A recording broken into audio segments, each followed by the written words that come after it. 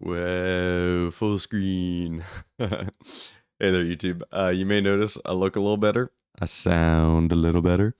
I got a new camera and a new mic. Very excited about both. Big channel upgrades.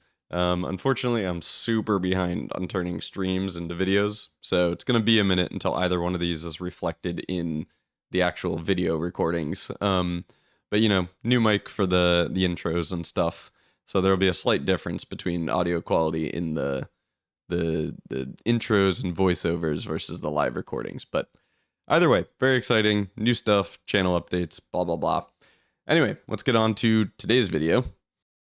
If you remember, we ended the last episode by saying I'm going to choose Black Banner of the King and just rip some runs finding the treasure trove over and over again. So now we're going to try and follow through with that. Our current main goal is making 400 gold to be able to afford blue tents in the gift shop. 400 gold is so much. This is going to be really hard to get done in one day. We're going to need to increase our allowance and the value of the treasure trove for sure. Those will both help. And the day of, if we can manage to craft a lucky purse and then like find the tomb and the office would be great. Or we can use a freezer and do it over multiple days. But we start today by choosing black for our Banner of the King and immediately leaving to refill our water bottle. But we take Black Banner with the intention of just doing some quick runs, grabbing the treasure trove, and ending the day. If you've watched any of my content, you know I'm incapable of doing a quote-unquote quick run, so that's not going to happen. But we find a nice early conference room and decide to just run outside and grab a tomb because they work together great. And then back in the house, we very quickly find our treasure trove. The Banner of the King effect is really powerful, especially with black prints because there's only like 3 or 4 if you count the aquarium. So you find them real easy. This is our 8th treasure trove, which means it comes with 40 gold, putting us at 110 gold after drafting like 5 rooms. But the trunk this time is black with a sun symbol on it, and it contains a blue memo that reads, "All boxes marked with suns contain memos that are true." I'm starting to really hope these memos are going to loop at some point because we didn't write down the trunk color for the first memo or the trunk symbol for the first 5, and it's definitely seeming like those are going to matter. After writing that down, though, we talk about just potentially ending the day here because we found our treasure trove, but you know me, I decide to look for a freezer so we don't just waste our 110 gold. And 2 rooms later, we find the throne room. Now, we've got the ornate compass and a key card, so this is an excellent day to try out our theory of bringing the crown of the Blue Prince from room 46 back to the throne room. So we decide we're going to do that and see if we can reclaim the crown. To that end, we go set security to high, and while we're in there, we check for some staff announcements. The last one we read was Ann Babbage saying that she saw we'd raised the satellite dish. And now there are 2 new ones from Kimberly Thompson and Randolph Moore just congratulating us on reaching room 46, which is so cute. The more we learn about the story and the history of Mount Holly, it's becoming very clear that most, if not all, of the staff knew what Herbert was up to, they knew about our mom, and they are very truly on our side, which makes these messages like really sweet. I sincerely hope we get to meet the staff at some point. That'd be so cool. But anyway, while we've got access to the terminal, we decide to use Blackbridge to set up an experiment, and we end up with this experiment that increases our lockpicking skill for each room we draft in the next 40 seconds. This experiment is chaotic, for sure. It seems like 5 or maybe 6 triggers is going to be about the limit, not quite the 8 that we'd theorized. So it may not be the highest trigger count, but it's a pretty reliable 5 or 6 triggers. Anyway, a bit later, we draft our first Rumpus room in what feels like, I don't know, 25 in-game days. This room is standard rarity, so I'm really not sure why we've seen it so infrequently, but I'm very happy to see it today. Got nothing for you. Alright, Alzara. Haven't seen you in a minute, buddy. Let's see what you got for me.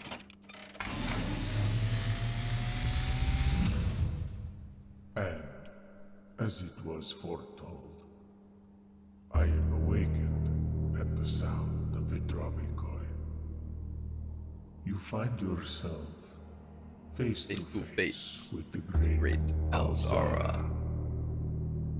And I suspect you wish me to look into your future. Top of a statue? In the mist, Of I a see a figure. king. Which king? That'd be Oris or something?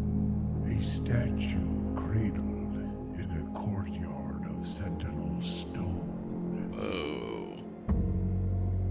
You will Oh, it's find red. yourself one day wandering these paths, Is that the statue at the museum? walking in the footsteps of the past, wandering and waiting, searching for a shadow that will never be cast, longing for the day to end, the hours to pass. Was definitely expecting that to be at 1:30. Has been foreseen. Okay, man, I don't get Alzara. What is this dude's deal? I don't think I've gotten one Until useful the piece of dawn information the following from day, these visions. I mean, they're I cool, have and the nothing voice more actor to is say. phenomenal. The voice actor and the music of it, excellent. The visions are so cool. But are they helpful? I don't think I've gotten a single useful piece of information from Alzara. Yeah, man, I don't know about that Alzara guy. Maybe we're gonna have to go back and rewatch his visions in security or something, because like 75% of the time, I don't know what he's talking about. The visions are cool, but I'm just not getting hints out of them. Maybe they're just for lore. We'll see. But anyway, do a whole bunch of drafting. 20-ish rooms later, we've made our way into room 46. We grab the crown of the blueprints, and just while we're there, decide to mess around with the 8 realms map puzzle. We figure out that there are only 7 realms, because obviously Orinda Ares isn't actually on the map of realms, so pins 1 and 8 are probably both Fen Ares to indicate that Herbert started and ended here. After messing around with the pins for a while and reviewing our notes, we determined that we're not going to be able to solve this until we've probably finished all the sigils. It seems all the information we'll need for this is found in the postcards written by Herbert down in the sanctum, so we're going to have to finish those sigils. We leave room 46 behind and decide to just finish drafting the north corner of the house before we bring the crown back to the throne room. We find a conservatory, which offers us the terrace, ballroom, and den. The terrace we decide to make common because it's restricted to being found on the flanks, so it's not like we're going to find this all the time. The ballroom, we unfortunately make rare. It's such a cool room, but it's just not good anymore. Now that we've got an axed and common throne room, gems just aren't much of an issue, plus all the safes we've got unlocked and stuff, Ballroom just, it's kind of, we've outgrown its purpose. And then, of course, we leave the den common, because it's a great room. And our final draft offers us a planetarium, which we very happily take, because we've used a couple of stars re-rolling with the inkwell today, just to ensure we made it to room 46. And we really want to try and get that star count back up. We're not getting all the great constellations we used to get, because we're kind of just hovering around like 65, 70 stars. Anyway, let's run it on back down to the throne room. All the way back down? Yep. Alright, well, let's find out what the heck the Crown of the Blueprints does in the throne room. I'm pretty convinced this is going to be something.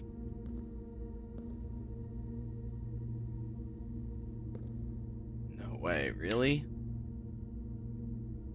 Okay, I was certain I was going to be able to, like, sit on the throne with it.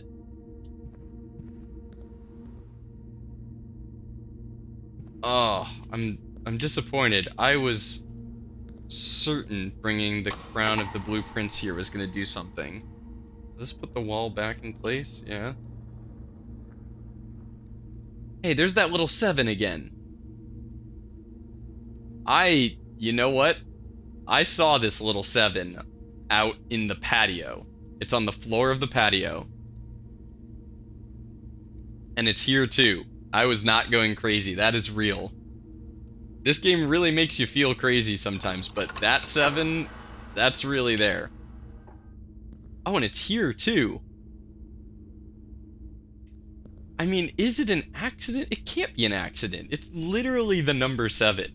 Like, it's... I mean, my brain goes to 7 letters found, but that's a wild little detail.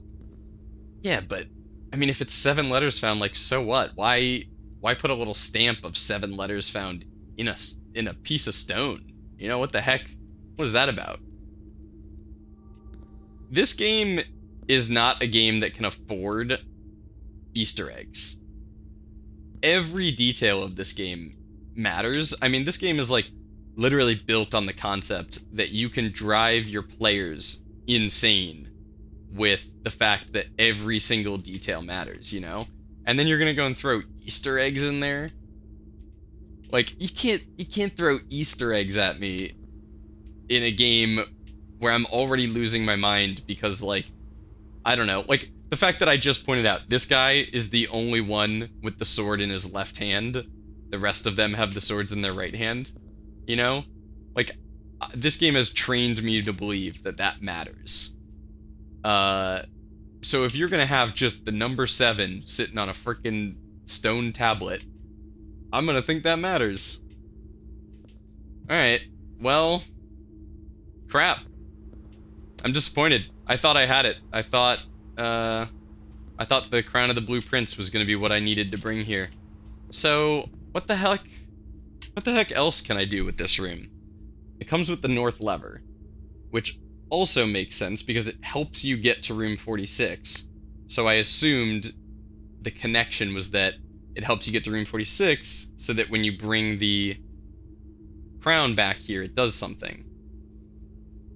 Now I'm thinking maybe I need to finish the 8 realms in 8 months puzzle before I can actually solve this. Before I can reclaim the crown. Ah, too bad. Really thought I had it. So yeah, unfortunately our theory about the Crown of the Blue Prince and the throne room doesn't pan out. We won't be reclaiming the crown today. We're definitely missing some information on that one. But before ending the day, we decided to see how much gold we can actually manage to get, just for future reference to feel out how much we're going to need to increase our allowance in throne room. And we do that by combining all our tomb gold with gold spread from the office. And to save on steps, we don't actually go to the office. We use the security terminal to do it. And while in there, we just check the estate inventory. And I'm going to show you a little something that I missed while playing, but there's a little bit of a teaser for later in the game in this clip here. Did you see it? Anyway, all in all, we end up with 212 gold, meaning we're not even halfway to blue tents. So we're going to need a real crazy day to get there. And on our way back to the planetarium, we pass through the casino and have a real fun idea. You know what? If we wager 100 and we hit the 300 here, we can buy blue tents. I'm ready to get hurt again. I'm ready to get hurt again. No, we hit the 200. Oh, wow. We almost did it. Yep, the casino laughing at us 2 episodes in a row. That room is becoming the bane of my existence. So unfortunately, we're ending day 53, only 88 gold short of actually buying blue tents, and no freezer to hold on to all this money with. And this run concludes another 5-hour stream. We spent a few minutes just reviewing what we got done and what we want to work on next, and while chatting about day 53, I can come to the conclusion that I really liked just using Banner of the King to find the treasure trove so easily, and I think I'm going to do that for like 10 or 15-ish off-camera runs, just drafting the treasure trove and calling it a day real quick. And later that night at like almost midnight, after my partner had gone to sleep, I decided to do just that. But thankfully I did record them in case anything interesting happened, because something interesting did happen. I did like 2 days of choosing Black Banner, finding the treasure trove, and calling it a day, before I realized that if I managed to find Blessing of the Monk, I could make that process even faster. I could just end the day in the treasure trove, run outside, and do that on repeat until my monk runs out. So I found the shrine, I monked the treasure trove, and the next day I drafted the treasure trove as an outer room and found something I was not expecting.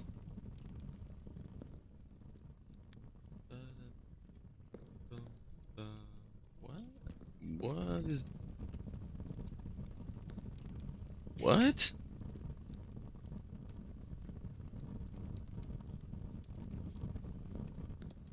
It doesn't take a normal key. Oh, wow. So I came out here, I grabbed the gold, remembered I didn't have a key, went back, drafted a couple of rooms, got a key, came back here to unlock the box, and it's this. It's this box. um, I mean, this is special. It's got the Orinda. It's got the Orinda core, and my normal key doesn't work.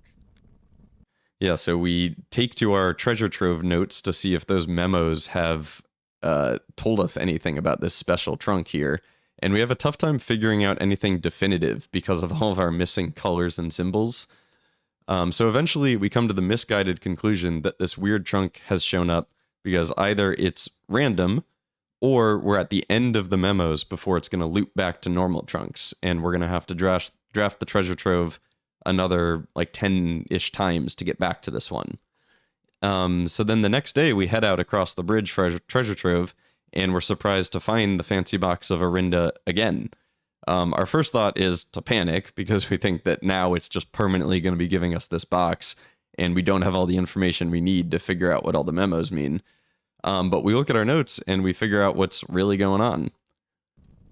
I was certain that it was going to loop back to the beginning. Now I've got all these statements that I have incomplete information for. Green memos, you find this green memos to be true. Green memos with white boxes. The true treasure, the trove, is not in the house. True treasure, the trove, is not in the house.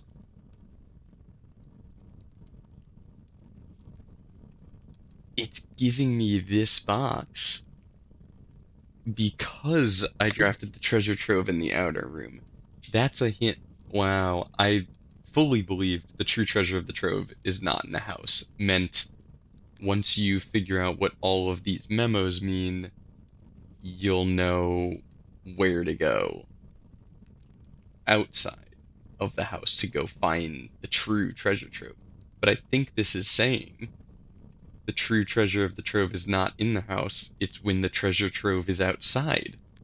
And when it's outside, you spawn this box. That's so cool. I discovered that on accident. Completely on accident. So, two realms have the same color banner is false. Boxes marked with moons always contain false statements. Maybe that's true. The true treasure of the trove is not in this room. Interesting. So we have the true treasure of the trove is not in the house, and then we have the true treasure of the trove is not in this room. Oh, but that was a red memo. So it is... Oh, so it's the combination of those two that tells you you have to draft it outside. The true treasure of the trove is not in the house, but the true treasure of the trove is in the room. So you have to get the room outside the house. So cool. But honestly, I kind of wish I'd figured this out on purpose rather than just accidentally stumbling into it the way I did. But it's exceptionally cool either way. Now, the real problem is I've figured out how to find this special trunk, but I have no idea what to do about getting it open. The only potential lead I managed to come up with is going back down to the spot where we got the blueprint for the treasure trove. I remember there being a window in the shape of the Orinda core that you can see like the old castle of Orinda through. So maybe there's a hint or something there, or written in the red letter. But unfortunately, we don't manage to find anything. So we've discovered the second half of a puzzle, and we don't even know where to start on the first half. And unfortunately, that's where we got to end it today. My parents were in town this weekend, so I didn't really have time to get to editing, and I'm really trying to crunch. It's like 10:15 Tuesday morning, so I gotta get this episode out for today. Leaving you on a bit of a cliffhanger. Sorry about that, but don't worry, we make some real progress next episode, so look out for that on Thursday. New videos Tuesdays and Thursdays at noon, and streams Wednesdays at noon, with an occasional stream on Monday thrown in there. But honestly, that one's rare. Anyway, hope you enjoyed. Thank you very much for watching, and see you in the next one. Later.